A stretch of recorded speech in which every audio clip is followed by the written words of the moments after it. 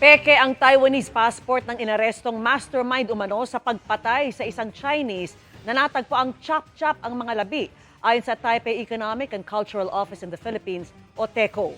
Ayon sa TECO, forged o pineke ang passport ng sospek matapos nilang suriin.